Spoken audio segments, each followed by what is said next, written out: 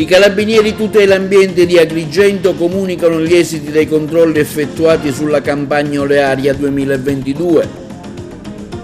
La Capitaneria di Porto Empedocle festeggia oggi la festa di Santa Barbara, patrona della Marina Militare.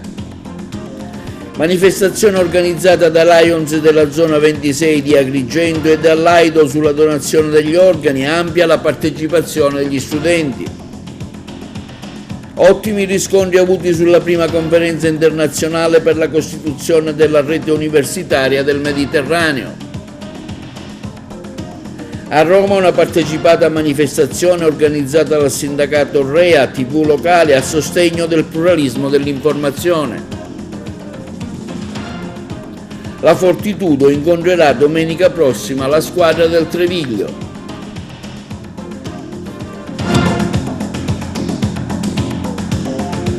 E benvenuti con l'appuntamento di TV Notizie. Apriamo oggi il nostro telegiornale con un'operazione dei Carabinieri. Il Centro Anticrimine Natura dei Carabinieri di Agrigento a tutela dell'ambiente hanno comunicato oggi nel corso di una conferenza stampa gli esiti dei controlli sulla campagna olearia 2022. Noi eravamo sul posto. Si sono concluse con 3 deferiti all'autorità giudiziaria il sequestro degli scarichi di un opificio e circa 15.000 euro di sanzioni amministrative accertate le attività di ispezione e di indagine condotte dall'Arma dei Carabinieri di Agrigento nell'ambito della campagna olearia 2022. Consolidata l'attività dell'Arma dei Carabinieri che con l'ausilio dei reparti specializzati conduce apposite campagne di controlli nell'ambiente e di specifici settori. In particolare nei mesi che vanno da ottobre a dicembre le attività si sono concentrate sulla molitura delle olive, conseguentemente sull'annoso scorretto smaltimento delle acque di vegetazione, osservato speciale quest'anno il territorio montano della provincia. I militari hanno scovato uno scarico abusivo di acque e di vegetazione attraverso un sistema di collettamento che induceva direttamente nel letto del fiume Magazzolo. Stamani la conferenza stampa presso il comando dei Carabinieri. Comandante, un bilancio della vostra operazione di controllo del territorio dovuto agli scarti degli oleifici? Sicuramente un bilancio positivo, nel senso che quest'anno abbiamo solamente elevato circa 15.000 euro di sanzioni amministrative e deferito 3 imprenditori nell'ambito della molitura delle olive. Quello che più preoccupa e desta un po' di clamore è il fatto che ancora oggi, nonostante le campagne di sensibilizzazione e nonostante il disvalore sociale del danno ambientale sia ormai molto percepito, ancora qualcuno, registriamo qualche sacca di resistenza che si ostina a smaltire i prodotti, ovvero i sottoprodotti della molitura delle olive e quindi le acque di vegetazione in maniera illecita, in particolare nei corsi d'acqua, compromettendo il loro equilibrio biologico. Le aziende si organizzano anche con dei tubi interrati, signor Comunello, per ovviare ai vostri controlli? Purtroppo sì, abbiamo trovato dei tubi interrati artatamente criptati dalla vegetazione in maniera tale che questi con l'ausilio delle autocisterne possano agganciare nei tubi e smaltire illecitamente il refluo. Quest'anno, grazie anche all'ausilio e all'utilizzo di un drone, abbiamo scovato un appresamento abusivo e sequestrato. Il vostro appello, signor Colmello, qual è? L'appello è quello che ho fatto anche negli anni precedenti. Il sottoprodotto della molitura delle olive, dunque le acque di vegetazione, possono anche costituire una risorsa, nel senso che queste possono essere utilizzate come ammendante e come correttore di acidità del terreno, qualora smaltito secondo i criteri generali della geologia. Quindi, con un po' di buonsenso, con un'attività anche, dico io, a volte di sensibilizzazione, si può certamente arrivare al punto di ovviare a questo problema. L'Arma dei Carabinieri tiene le caserme aperte, gli imprenditori sono invitati, qualora ne avessero la necessità, a chiederci anche l'ausilio, chiederci aiuto e chiederci chiarimenti su come poter smaltire queste acque di vegetazione. È una sinergia tra le istituzioni e la parte imprenditoriale sana del nostro territorio può sicuramente fare la differenza e salvaguardare in tutto l'ambiente. Il criterio che seguite nei controlli qual è? È un criterio random, non abbiamo particolari diciamo così, schemi preordinati, ma comunque la provincia è certamente coperta in ogni suo punto. Quindi controllo capillare, insomma. Assolutamente sì, attraverso anche l'azione capillare e puntuale dell'arma territoriale. Claudio Lombardo, ecco le raccomandazioni di Mare Amico perché questi olifici, diciamo, rispettino al massimo le norme. D'altronde abbiamo visto quali sono i risultati da parte dei controlli dei Carabinieri. Sì, un grande applauso al Comando Provinciale dei Carabinieri e ai Carabinieri della Forestale perché sono riusciti in questa operazione, ma tante altre operazioni in questi anni sono state fatte e noi auspichiamo che per il futuro tutti si adeguino alle norme e non immettano in natura questo pericoloso rifiuto che uccide il nostro mare. E la Capitaneria di Porto Empedocle ha festeggiato Santa Barbara, la patrona della Marina Militare. Una cerimonia eucaristica si è tenuta presso la chiesa della Santissima Trinità alla presenza delle massime autorità civili e militari della provincia. L'abbiamo seguita per noi il collega Giuseppe Moscato. I marinai della Capitaneria di Porto Empedocle hanno festeggiato oggi la loro patrona, Santa Barbara. Insieme ai loro familiari e alle massime autorità civili e militari della provincia si sono ritrovati presso la chiesa della Santissima Trinità di Porto Empedocle per un momento di preghiera con una celebrazione eucaristica officiata dal parroco Don Gioacchino Falsone. A fare gli onori di casa il comandante della Capitaneria di Porto, capitano di fregata Antonio Ventriglia, e con lui i reduci dell'AMNI, Associazione Nazionale Marinai d'Italia. Nella sua omelia Don Gioacchino ha ricordato la figura di Santa Barbara, l'attualità della sua fede, la fermezza della sua vita. Ha avuto parole di elogio per il lavoro svolto dal personale della Capitaneria di Porto, per il disprezzo del pericolo e la loro azione in aiuto nelle situazioni più pericolose, con un ricordo particolare a chi ha sacrificato la vita in servizio nell'adempimento del proprio dovere. Il comandante Antonio Ventriglia ha rivolto un ringraziamento agli intervenuti e un plauso al suo personale per l'attaccamento al lavoro e per quanto viene quotidianamente fatto con grande spirito di servizio. È una festa particolarmente sentita in Marina e quindi anche nelle capitanerie di porto che fanno parte della Marina Militare.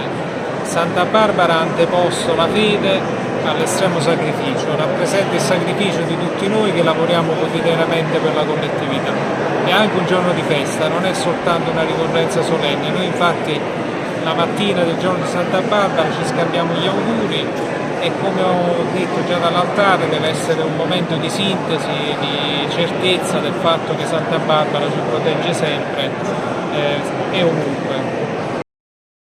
È scoperta a Ragusa dalla Guardia di Finanza una truffa nel settore del bonus edilizia per oltre 115 milioni di euro. Vediamo il servizio.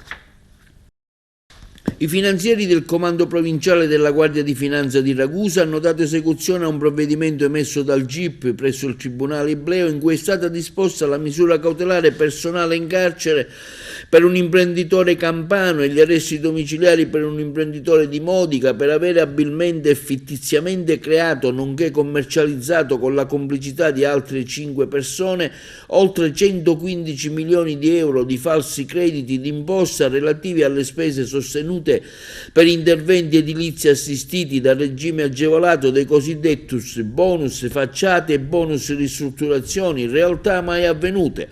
L'autorità giudiziaria ha disposto pertanto il blocco di tali crediti fiscali inesistenti con il sequestro preventivo di denaro, beni e assetti societari vari in misura equivalente al profitto del reato ammontante a oltre 115 milioni. Il provvedimento è stato emesso all'esito di un'articolata indagine delegata dalla Procura della Repubblica di Ragusa e condotta dai finanzieri della compagnia di Modica che, tramite i dati estratti dalla piattaforma cessione crediti dell'Agenzia delle Entrate e un'approfondita analisi della documentazione bancaria, i mirati sopralluoghi e la raccolta di testimonianze da parte di persone informate sui fatti hanno portato alla luce il complesso meccanismo fraudolento con cui è stata perpetrata la truffa a danno del bilancio dello Stato. Inoltre la complessa ricostruzione delle transazioni finanziarie ha consentito di accertare l'autoriciclaggio di oltre 57 milioni di euro.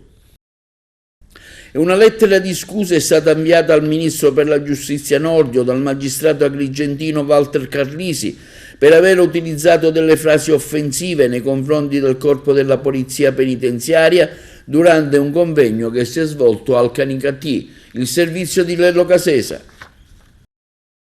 Una lettera di scuse diretta al Ministro della Giustizia Nordio è stata inviata da Walter Carlisi, magistrato di Agrigento, al centro della polemica per aver utilizzato l'espressione cosca di parte nei confronti di agenti della polizia penitenziaria, partecipando ad un convegno svoltosi in questi giorni a Canicattì. Un'infelice e inopportuna espressione riferita non a un giudizio generalizzato che sarebbe inammissibile oltre che ingiusto nei confronti di servitori dello Stato, ma a fatti specifici svoltosi in Santa Maria Capua Vetere. Carlisi esprime il suo profondo rammarico se le sue parole, al di là dell'intenzione, hanno offeso legittimi sentimenti.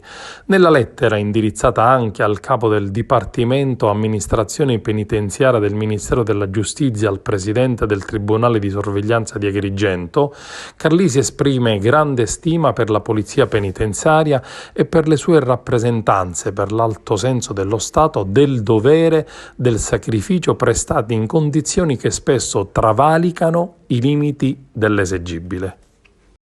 Istituzioni e cittadini si stringono intorno all'Istituto Comprensivo Bersagliere Urso, fatto oggetto di atti vandalici e furto di apparecchiature didattiche.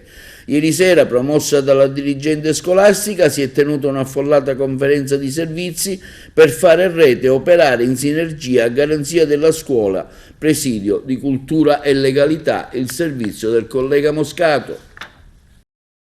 Non si ruba ai bambini. Questo lo striscione che campeggia all'ingresso dell'Istituto Comprensivo Bersagliere Urso di Favara, fatto oggetto nei giorni scorsi di atti vandalici, ma anche di furti, soprattutto di apparecchiature elettroniche e computer utili per la didattica.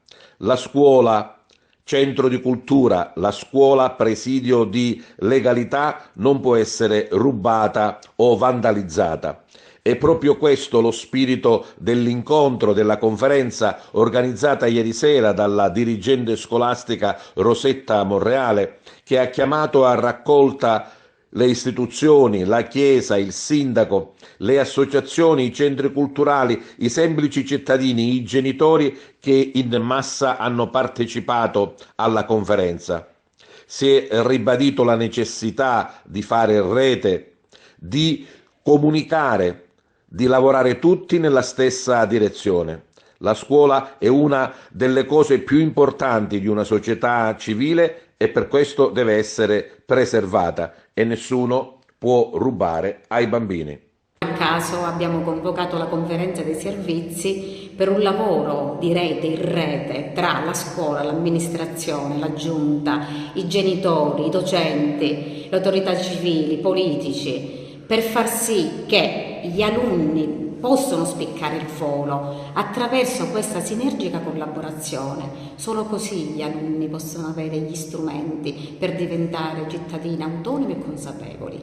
Un furto solo per rubare apparecchiature elettroniche o anche per danneggiare un presidio di cultura? È una domanda che mi sono posta in questi ultimi giorni. Sì, tutte e due. Anche per dare un segnale, in quanto la scuola è presidio di cultura, la scuola è la culla della cultura, perché i ragazzi qui vengono informati e poi formati per diventare cittadini legali. Qual è la prosecuzione di questo cammino che sicuramente deve coinvolgere tutti? L'apertura delle scuole, il pomeriggio soprattutto, accogliere genitori e alunni in progetti comuni. Certamente è stata derubata dal diritto allo studio per i ragazzi che la mattina non hanno trovato più questa lavagna digitale nella loro classe. È un atto importante che è successo a Favara, di grande disagio, come dicevo poco fa alla tavola rotonda, un disagio che è un disagio sociale. Certamente nessuno di noi ha colpa, ma tutti abbiamo le nostre colpe, perché abbiamo abbandonato il centro storico di Favara, perché abbiamo messo ai margini questa zona a livello topografico, perché pensiamo che in questa scuola non possa funzionare nulla. Invece è una delle scuole migliori che Favara possa avere, con un corpo docente importante, con una preside che in questi 3 anni ha dato tutta la sua vita per far volare questa scuola, la bersagliere Urso, la capitano Vaccaro insieme. Credo che noi abbiamo le nostre colpe, Favara ha le sue colpe, perché negli anni ha abbandonato parte del proprio territorio, è come quando una madre abbandona parte dei suoi figli per dedicarsi a altri. Dobbiamo rimboccarci le maniche con tutte le autorità e iniziare a fare un lavoro di recupero per il centro storico e per questa zona. La scuola Grida del Dolore è la cosa giusta, perché la scuola in realtà è una cosa di tutti. Oggi questa cosa che colpisce questo istituto in particolare ha colpito l'intera collettività, perché da qua noi formiamo i nostri ragazzi, quelli che poi devono essere i cittadini che portano avanti la nostra città nel futuro, e quando qualcuno toglie a questi ragazzi degli strumenti importanti, fondamentali per la loro crescita, ottenuti con fatica enorme da parte dei dirigenti scolastici e da tutti quelli che orbitano nel mondo della scuola, questo colpisce l'intera collettività e la collettività come tale dovrebbe rispondere. E cosa possiamo fare allora? Vabbè, intanto bisogna, quello dal punto di vista amministrativo, diciamo, delle istituzioni. Oggi abbiamo avuto un tavolo tecnico con la prefettura per cercare di intensificare i controlli, e questa scuola queste zone in particolare saranno maggiormente attenzionate. Fortunatamente abbiamo reperito un finanziamento sulla videosorveglianza qualche mese fa e cercheremo di controllare anche le zone che sono un po' più, tra virgolette, abbandonate. Questo dal punto di vista del controllo, della repressione. L'altra cosa è dal punto di vista culturale. Insieme alle istituzioni, insieme alle scuole, dovremmo iniziare a fare delle iniziative, a mio modo di vedere, ma non finalizzate a se stesse. Delle iniziative che riescano veramente a fare rete, perché oggi noi viviamo quasi in compartimenti stagni, quartieri che non comunicano tra di loro, o ragazzi che la società in generale che non riesce a mettersi in comunicazione. Se riusciamo a far capire all'intera collettività che il problema di un quartiere, il problema di una scuola, di una strada è un problema di tutti, possiamo cercare di riuscire a sensibilizzare anche nelle zone che vengono considerate più marginali. Il presidente della regione Schifani, durante il suo intervento in aula, alla prima di illustrare le intenzioni programmatiche del suo governo, ha rimarcato l'impegno contro la lotta alla mafia e alle sue infiltrazioni nel territorio siciliano e nelle istituzioni, il servizio di Casesa. Il governatore Schifani, nel corso delle dichiarazioni programmatiche presso l'Assemblea regionale siciliana, ha rimarcato il suo impegno contro la mafia ed ogni tentativo di infiltrazione ed ha rivolto un ricordo alle numerose vittime che la mafia ha provocato. Prima di dare inizio alle mie dichiarazioni programmatiche, sento il dovere di rivolgere un deferente saluto al Capo dello Stato Sergio Mattarella, espremo garante della nostra unità nazionale e delle regole inviolabili della nostra Costituzione, ha detto il governatore. Un pensiero e un ricordo indelebile intendo poi manifestare nei confronti di tutte le vittime della mafia, di cui Giovanni Falcone e Paolo Borsellino costituiscono l'esempio luminare. Il mio governo, ha dichiarato Schifani, combatterà con il massimo rigore ogni tentativo di infiltrazione della mafia nel sistema regionale della spesa pubblica, adottando criteri e comportamenti rigorosi che valgano anche da deterrente. La mafia non è né di destra né di sinistra, prosegue i propri interessi tentando di infiltrarsi nelle pubbliche amministrazioni per condizionarne a proprio uso i procedimenti che regolano la spesa ed i canali di finanziamento. Altro pensiero va a tutti i nostri corregionali caduti all'estero nelle missioni internazionali di pace, ha proseguito, eroi che si battevano per un ideale supremo lontani dalla loro terra, ma convinti che la pace tra i popoli non è un valore locale ma universale. Insieme con un sì perdonare, questo è il tema di un convegno che si è svolto oggi presso l'Istituto Gallo di Agrigento, organizzato dai Lions della circoscrizione zona 26 dell'Agrigentino, con la partecipazione dei vertici regionali e provinciali dell'Aido, ampia la partecipazione dei sindaci della provincia e degli alunni delle scuole Leonardo Sciascia e Gallo, il servizio. Presidente Mariella Antinoro, oggi Lions Club qui al Niccolò Gallo per diffondere l'idea della donazione, presenti anche numerosi sindaci, un'iniziativa importante. Oggi il club Lions e Leo della zona 26 del distretto 108 YB Sicilia, Agrigento Osta, Agrigento Chiaramonte, Zolfare, Agrigento Valle dei Templi e i giovani Leo di Agrigento Ost incontreranno i ragazzi dell'Istituto Gallo e dell'Istituto Sciascia con la collaborazione di rappresentanti AIDO e con la presenza dei sindaci, perché è importante la scelta in comune per diffondere la cultura della donazione degli organi. Siamo tutti uniti per rispettare anche il motto che ci ha donato il nostro governatore Maurizio Gibilaro, noi tutti insieme per servire, e oggi siamo tutti insieme uniti per servire. Oggi un'iniziativa importante organizzata dai Lions che vede la partecipazione di diversi istituti, tra cui quelli del Niccolò Gallo, per diffondere la donazione degli organi. Ecco quanto è importante e qual è anche la vostra azione del territorio, Presidente, anche a livello regionale ovviamente.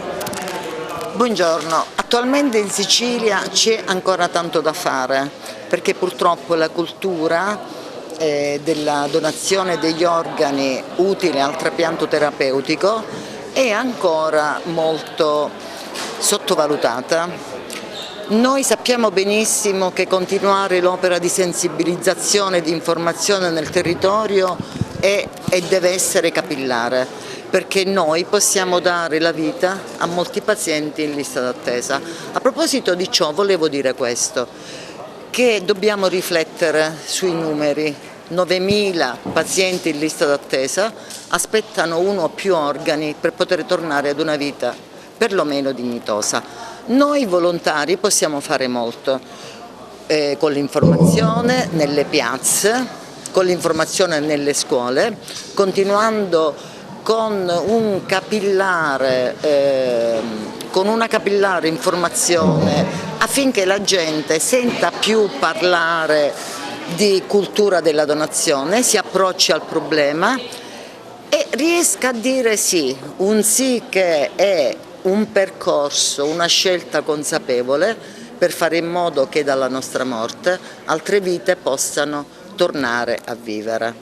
Quindi la considero un fenomeno sociale e civile, perché non mi pare giusto che la gente non possa salvare altre persone in punto di morte, perché il concetto di AIDO è proprio questo: dare la vita e fare rinascere una speranza quando speranza non ce n'è più. I consigli che un professionista medico dà ai ragazzi per donare. L'atto della donazione è un atto di grande generosità che caratterizza l'uomo, caratterizza il buon cristiano, caratterizza l'uomo impegnato, laico, che non professa anche nessuna fede religiosa. È un atto di generosità che garantisce tutti, è un atto di grande solidarietà ed è un atto che va svolto da parte di tutti, perché solo così siamo in condizioni di dare un contributo importante alla tutela della salute pubblica e di tanti cittadini, di tante persone che si trovano in uno stato di grande bisogno. Quindi io dico un invito a donare, sapendo che donare oggi nel nostro ordinamento avviene in maniera assolutamente sicura. Io mi occupo in particolare di diagnostica di secondo livello nell'accertamento di morte cerebrale per tutti quei pazienti che non possono essere valutati con le metodiche ordinarie, e vi posso garantire che i sistemi di diagnostica strumentale oggi disponibili garantiscono con assoluta certezza la certificazione dello stato di morte dell'individuo. Quindi non abbiate paura, siate certi che quando si procede al prelievo di organi si procede con il rispetto della norma e nessun paziente vivo subirà mai un prelievo di organi, tranne che per quei casi di pazienti che in maniera spontanea e in casi specifici, penso ad esempio alla donazione di reni o alla donazione anche di porzioni di fegato, quindi in maniera consapevole decidono di fare questa scelta. Oggi un'iniziativa da parte dell'Ions, degli auto, un invito diciamo, alla donazione e anche la presenza dei sindaci è importante, perché nel momento in cui si emettono le carte d'identità i ragazzi devono fare la loro dichiarazione per la donazione. Sì, è importantissimo quello che oggi l'Ions sta proponendo, la donazione è fondamentale e con la donazione degli organi, e ognuno di noi ha tanti organi da donare, si ridà la vita a altri soggetti, specialmente quando si tratta o un trapianto di cuore, o un trapianto di rene, o un trapianto di fegato. È fondamentale quello che si sta inculcando ai nostri giovani, è importante anche quello che dicevi anche tu poco fa, metterlo sulla carta d'identità. Questo è un compito che le istituzioni pubbliche come l'amministrazione comunale si deve impegnare, quindi spero che tutto vada per il meglio. Ha avuto un ottimo riscontro la prima conferenza internazionale e la firma del protocollo per la costituzione della rete delle università nel Mediterraneo. Positivi riscontri avuti circa la prima conferenza internazionale per la costituzione della rete delle università del Mediterraneo, puntare tutto sulla internalizzazione, questo quanto affermato sia dal presidente del Consorzio Universitario di Agrigento, dottor Mangiacavallo, che dal presidente dell'Ordine degli Architetti, Lamendola. Uno dei tanti tasselli fondamentali che caratterizzano l'attività frenetica e di alto valore formativo dell'Università degli Studi di Palermo e ancora di più del Polo Territoriale di Agrigento, e noi siamo particolarmente lieti di assicurare quotidianamente il più alto livello di collaborazione. L'argomento che viene trattato oggi non solo è attuale, ma è di una importanza anche economico-sociale fondamentale, perché l'internazionalizzazione ormai è una esigenza globale, è un'esigenza del pianeta alla quale bisogna rispondere con competenza, con professionalità, con una capacità di programmazione che va al di là della gestione del quotidiano. L'Università di Palermo si apre a nuove esperienze, questa è sicuramente particolarmente significativa perché si rivolge a quei paesi del Mediterraneo con i quali si può realizzare non solo un rapporto di collaborazione, ma anche un meticciato culturale che potrebbe ritornare utile ai tanti residenti che provengono da quelle aree e che sono nelle nostre zone, nel nostro territorio. La possibilità di avere docenti, ricercatori, studenti stranieri, oltre a rappresentare un valore economico significativo, rappresentano un momento di confronto, un momento di crescita reciproca che io mi auguro possa trovare attuazione al di là di quello che può essere previsto in un semplice protocollo d'intesa. Conoscendo le capacità dei docenti del Polo Territoriale di Agrigento e principalmente la determinazione del rettore dell'università, sono convinto che questo protocollo che è stato firmato ieri potrà trovare una facile, concreta, importante, efficace applicazione, e se per questo ci sarà bisogno del Consorzio Universitario di Agrigento, noi confermiamo, anche in funzione di un'ormai concreta e importante esperienza maturata nel settore dei rapporti transfrontalieri internazionali, assicuriamo la nostra totale disponibilità. Sì, siamo contenti di questa iniziativa portata avanti dal Polo Universitario di Agrigento, nella consapevolezza che la nostra terra dovrebbe fruire nel migliore dei modi della sua straordinaria collocazione geografica nel Mediterraneo per recitare un ruolo di polo internazionale di riferimento, di cerniera euro-mediterranea, quindi polo di confronto tra l'Europa e tutti i paesi del Mediterraneo. L'iniziativa di oggi si pone lungo questo percorso, per cui noi siamo molto contenti di partecipare, e devo dire che lungo questa strada noi abbiamo anche altre idee, come quella di istituire una biennale di arte e architettura nella Valle dei Templi. Questa nostra idea diciamo che è stata recepita nel dossier per la candidatura di Agrigento come capitale della cultura 2025, e noi riteniamo che una iniziativa del genere possa attirare gli artisti e gli architetti più famosi del mondo in un contesto che è fenomenale, che è quello della Valle dei Templi, per alimentare un confronto proprio sull'architettura. Noi crediamo comunque che la nostra terra possa recitare un ruolo al di là del fatto culturale, ma anche dal punto di vista economico-commerciale, purché però la nostra terra sia supportata dalle infrastrutture che purtroppo non abbiamo. Detto questo, iniziative come quella di oggi sono molto importanti per far maturare questa visione. E sentiamo ora il punto dell'istituzione Covid nella nostra provincia, fatto dal commissario dottore Zappia dell'ASP di Agrigento. Allora, il primo appuntamento di dicembre è sull'aggiornamento della situazione pandemica nella provincia di Agrigento ci fa vedere che c'è stata un'impennata nell'ultima settimana, sia impennata di casi positivi giornalieri, ma soprattutto impennata per quanto riguarda l'andamento dei ricoveri. I ricoveri a Ribera, se vi ricordate, 4-5 nell'ultimo mese quasi costantemente. In questo momento abbiamo 2 persone in terapia intensiva e 12 in medicina ordinaria.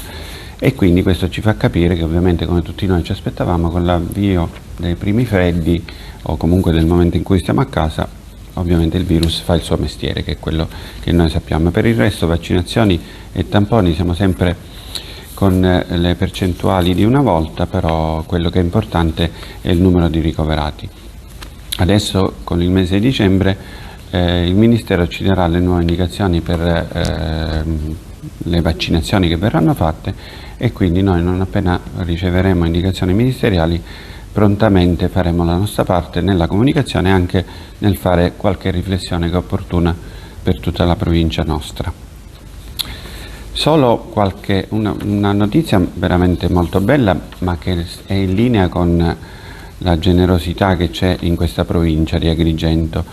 Mi diceva proprio avanti ieri la psicologa Emanuela Solombrino, che va sempre, lavora con noi da almeno 6 anni penso, e che ha un ruolo non di poco conto per la gestione della famiglia in questi momenti critici. Mi diceva che noi già abbiamo fatto 4 donazioni, ma nell'ultimo mese ne abbiamo fatte 2, quindi le 4 si riferiscono subito dopo l'estate. Abbiamo 2 donazioni multiorgano e quindi con questo gesto che non costa nulla, noi riusciamo a dare la vita a tante altre persone che senza di questo non avrebbero come fare. Un'altra cosa che è importante per la nostra ASP è che finalmente si concludono altre 2 direzioni di strutture complesse con l'ingegnere Dinolfo e Adriano Cargò. Se vi ricordate, una delle criticità che noi abbiamo avuto in questa ASP è il famoso articolo 22, che significa assegnazione temporanea e non a seguito di una selezione concorsuale della responsabilità di direzione di unità operative complesse alle persone. Ci si lamentava ad Agrigento che c'erano tutti articoli 22, quindi i colleghi venivano tenuti sempre sotto ricatto, sotto scacco. Ovviamente non è questo lo spirito dell'articolo 22, ma l'articolo 22, quindi la temporaneità, si fa nelle more delle nomine concorsuali che vengono fatte come vengono fatte in tutto il resto del mondo. Noi ne abbiamo fatte, se non ricordo male, oltre 20, completeremo le altre man mano che le commissioni si completano, quindi la nostra volontà di normalizzare questa nostra bellissima ASP continua, ovviamente passo dopo passo, senza sosta. Vi do appuntamento al prossimo venerdì, che sarà il venerdì subito dopo l'Immacolata. E linea alla regia per gli spot pubblicitari. Il deputato del Movimento 5 Stelle Antonio De Luca alla Regione decida sul futuro della struttura sanitaria di Messina. Taormina da tanti anni mantiene il reparto di cardiochirurgia pediatrica in convenzione. Adesso il governo Schifani ha deciso di togliere questo presidio a Taormina e di portarselo a Palermo con una nuova convenzione. È da anni che ci provano, già ci stava provando lo scorso governo, e questo governo adesso, nel momento in cui ancora non è stato nominato né l'assessore della salute né la commissione sanità, ha firmato una convenzione in totale, tra l'altro, dispregio della rete sanitaria in vigore. Per questo motivo mi batterò, anche perché sono pienamente convinto che la Sicilia ha la possibilità, discutendo con lo Stato e con la Calabria, Calabria di avere una seconda cardiochirurgia pediatrica, ragion per cui presto sottoporrò un piano, un'idea, un programma al Presidente Schifani proprio per verificare insieme a lui se c'è la volontà di realizzare un secondo centro di cardiochirurgia pediatrica unendo i numeri del bacino siciliano a quello calabrese. Taormina non è un ospedale strutturalmente enorme, quindi comunque si deve decidere qual è la sua vocazione e tra queste sicuramente c'è quella oncologica e poi tutti i presidi che ci devono essere, i reparti intorno al pronto soccorso, però ricordiamoci sempre che l'unica cosa più pericolosa di un reparto, di un pronto soccorso chiuso sono un reparto o un pronto soccorso senza i medici, senza gli infermieri, senza gli strumenti. Vedi in questo momento Barcellona.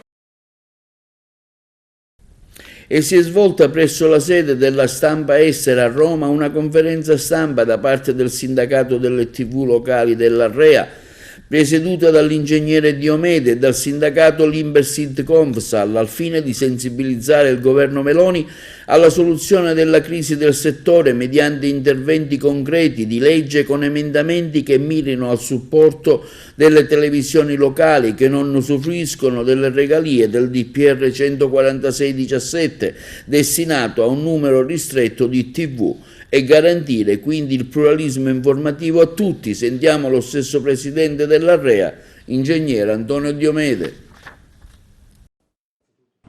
Le scelte degli ultimi governi contengono percorsi che disdegnano totalmente le regole democratiche in fatto di sostegno alle società della comunicazione in Italia. Infatti la decisione è quella di favorire economicamente le grandi imprese, i grossi gruppi nazionali, premiandoli con gran parte di risorse e mortificando di fatto con poche briciole le molte emittenti radiofoniche e televisive che svolgono localmente il lavoro di informare nei vari territori. Lo scopo attuale è quello principale dell'articolo 21 della Costituzione, che sia rispettato, che cioè che ci sia pluralismo e libertà di informazione in questo Paese, che sta per essere compresso fortemente perché mezzi tecnologici e mezze risorse dello Stato si stanno accentrando pericolosamente verso i poteri forti.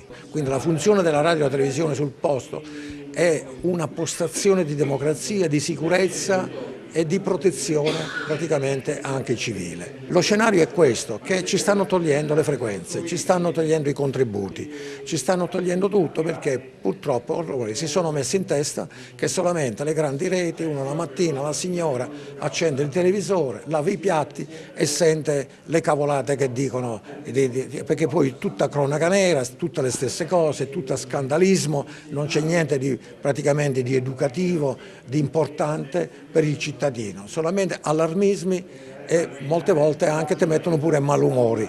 La nostra iniziativa è quella di riprendere praticamente la risorsa importante che noi abbiamo, sono quello che una volta era la frequenza, che ci hanno tolto la capacità trasmissiva, che ci consente di poter diffondere i nostri programmi, che sono tutti programmi che facciamo per il territorio e per i cittadini, che ci hanno tolto. Questa è la cosa.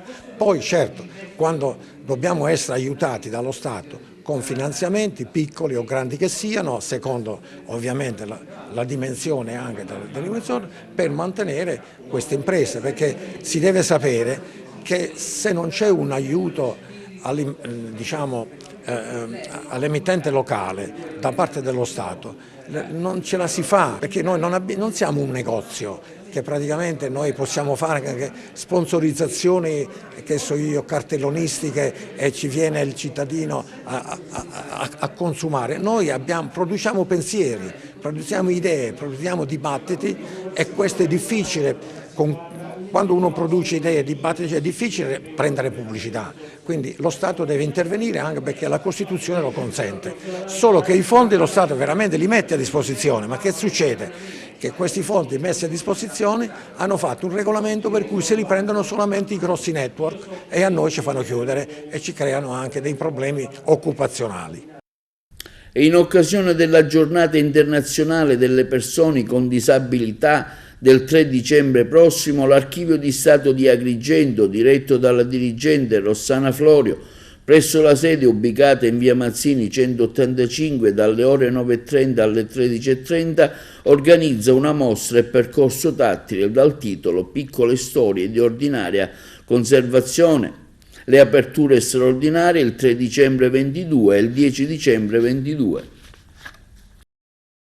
Se su 600-700 persone più del 90% ha qualcosa da ridire, specialmente sul piano umano, dei rapporti umani, evidentemente o ci sono 700 matti o qualcuno deve rivedere il proprio atteggiamento.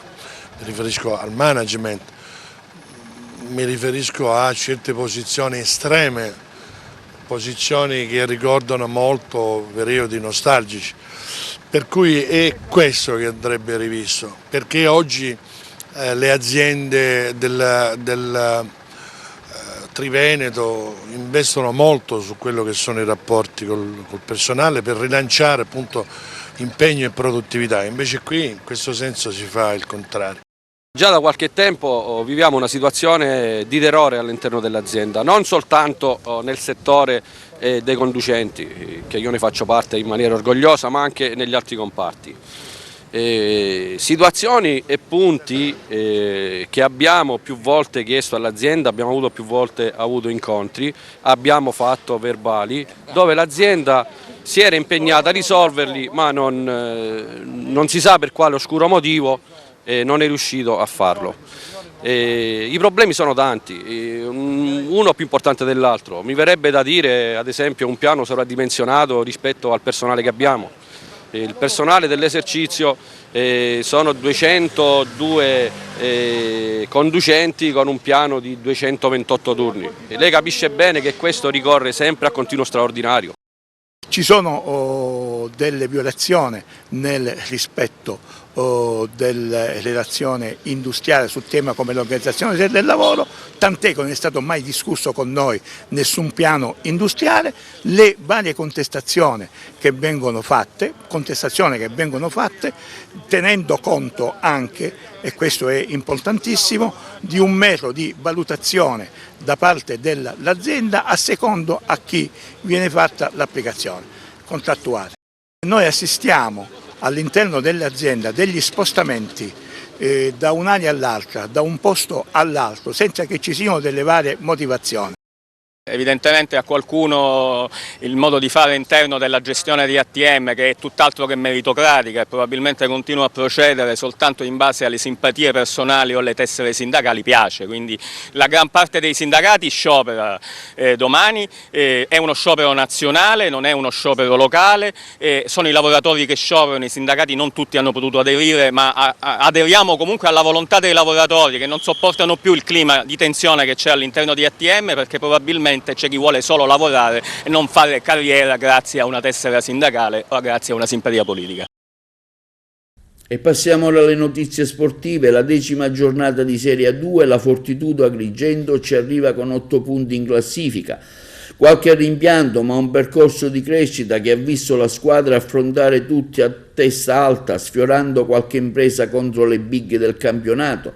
E domenica alle ore 18 arriva al Pala Moncada un'altra squadra quotata per il salto di categoria, il Treviglio, allenata dal coach Alex Finelli. Un roster molto forte e motivato dopo le 4 vittorie di fila rimediate dopo le sconfitte contro il Torino e il Cantù, un ruolino di marcia che li porta al Pala Moncada consapevoli di poter conquistare 2 punti pesanti su un campo dove tutte le squadre hanno sofferto.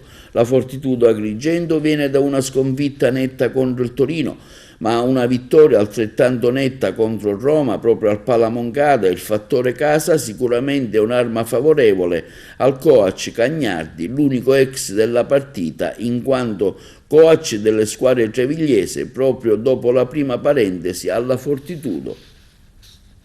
E questo è tutto e vi diamo appuntamento alla prossima edizione dei nostri telegiornali. Una buona serata.